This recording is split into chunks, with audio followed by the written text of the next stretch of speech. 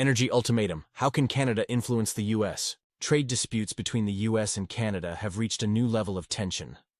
Amid the introduction of American tariffs, Ontario Premier Doug Ford announced that Canada is considering revising its energy exports to the U.S.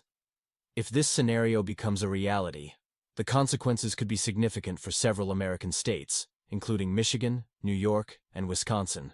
But is this a real course of action, or merely a diplomatic signal to Washington? Let's analyze the situation. The Canadian authorities are discussing possible measures in response to the trade decisions of Donald Trump's administration.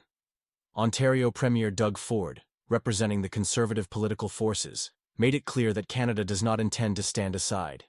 One of the proposed options includes limiting energy exports to the U.S.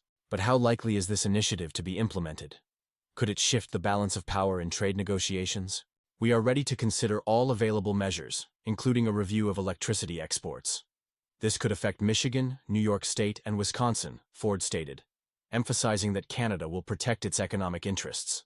This statement immediately sparked discussions. How might Washington react? Could a countermeasure be introduced? This remark reflects the growing tension between the two countries and highlights how crucial Canada's energy resources are to the U.S.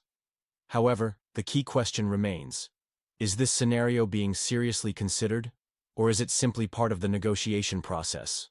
If this is a diplomatic strategy, what are its real objectives?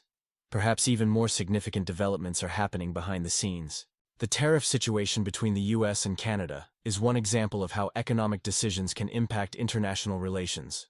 A potential shift in energy exports to the U.S. is not only an important economic issue, but also a part of a broader negotiation strategy.